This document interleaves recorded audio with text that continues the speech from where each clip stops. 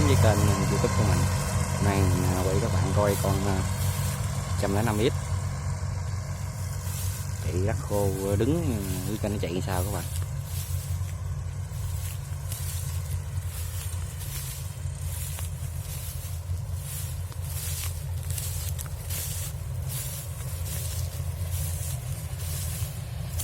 Này, 105X các bạn.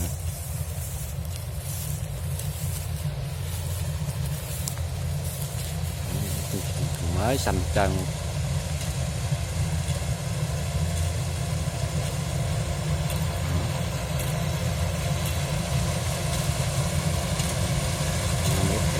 Trong máy cắt luôn các bạn. Thì sẽ quay các bạn xem tốc độ nó thôi, với trong rất là chạy dễ mà lại nó các bạn chạy nhanh đúng không? Mà 2 phút mấy đó.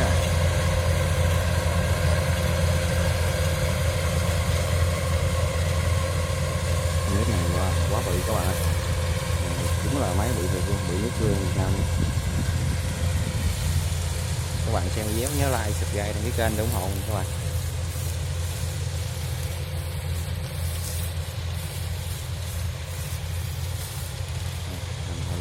Tới giật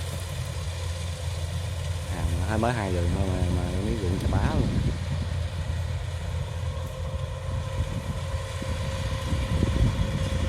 Quay đầu hơi bự, quay đầu hơi chậm rãi một chút.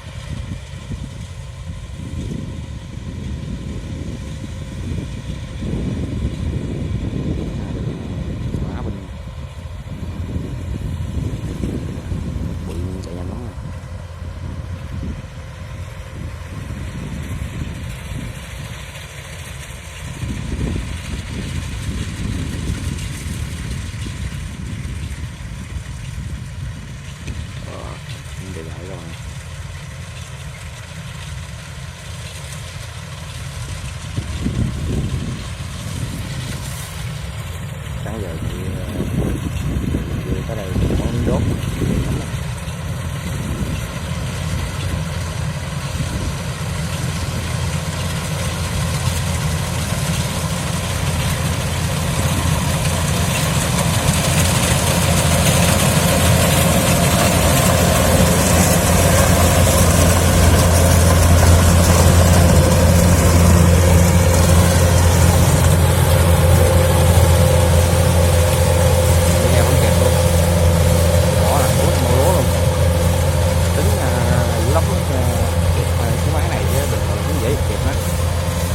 chuyên nghiệp đó các bạn. Chạy nhanh mà hàm bự nữa.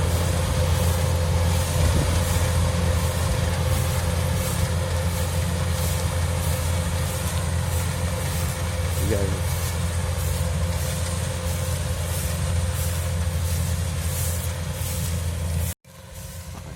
đồ dạt tiếp tục chạy, đồ dạt chạy tiếp.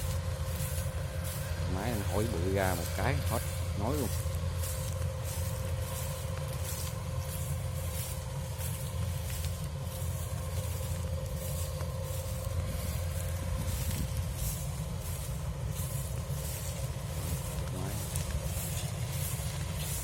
Đang đội cho nó đó các bạn. Cứ đứng chỗ dễ như vậy nó hết. Chưa kéo ra. Chạy chút xíu nữa rồi.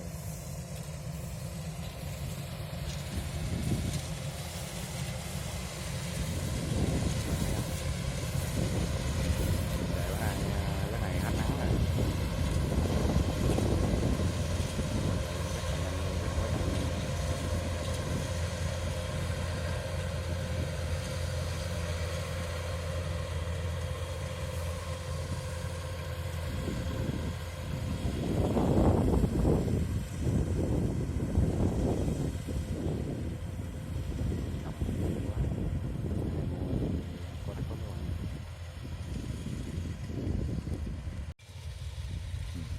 Ra các bạn.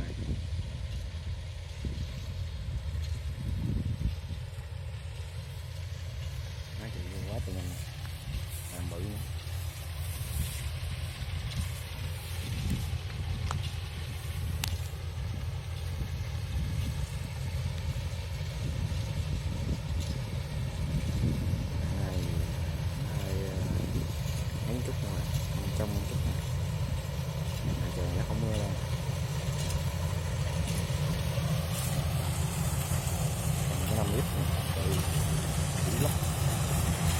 được không? Tìm mấy cái.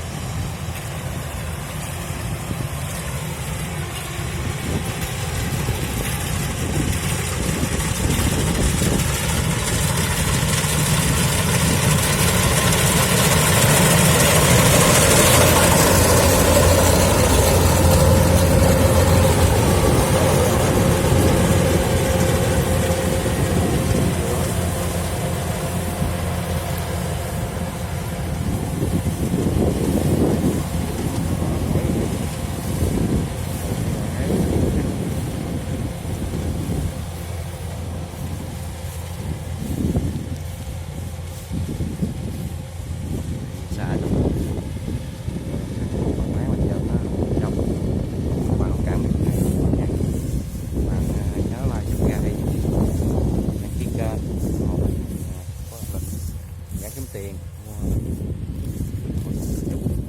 đẹp đẹp cho các bạn coi các bạn. Ui, các bạn thấy không, đi xa mà trời rất mình giờ tới cái đang chỉnh lẩu lưới sạch giờ.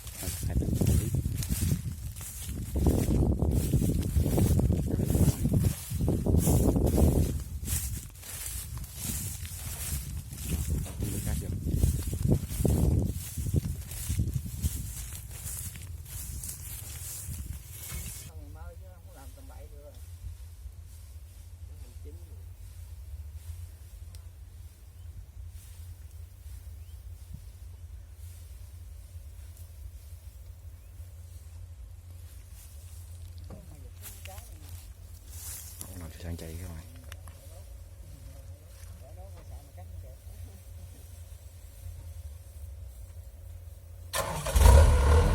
Đúng rồi.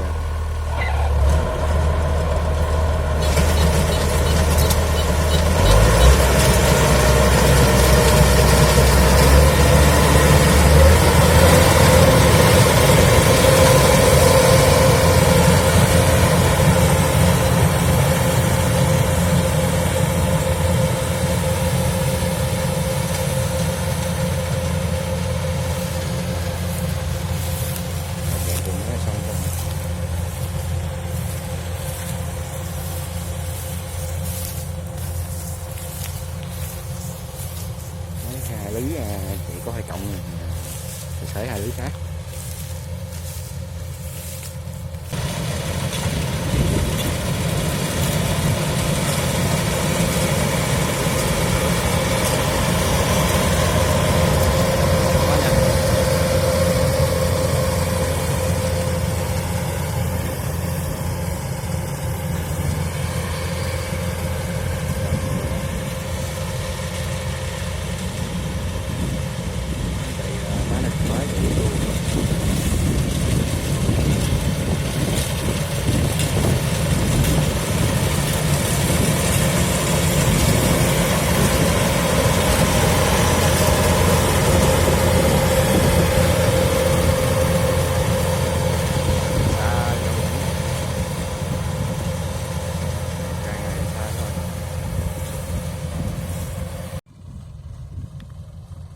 Sửa soạn chị vô nha.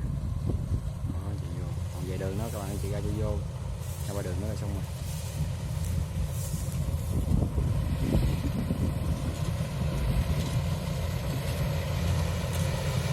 Rất là ok.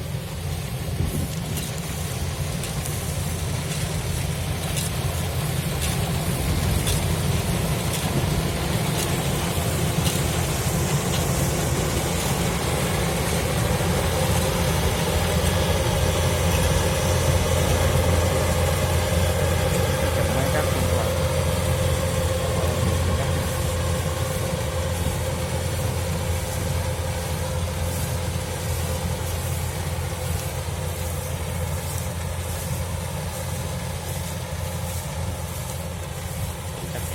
ra nữa rồi vô nó phải xong các bạn.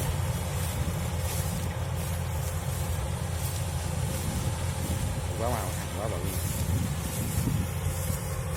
Cua có thằng chút.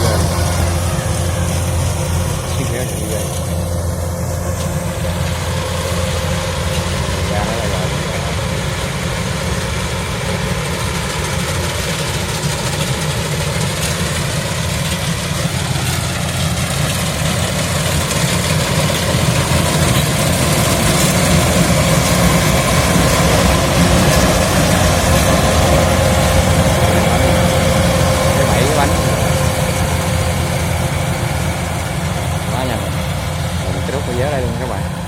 Nó supply like kênh, đăng ký kênh ủng hộ các bạn ơi.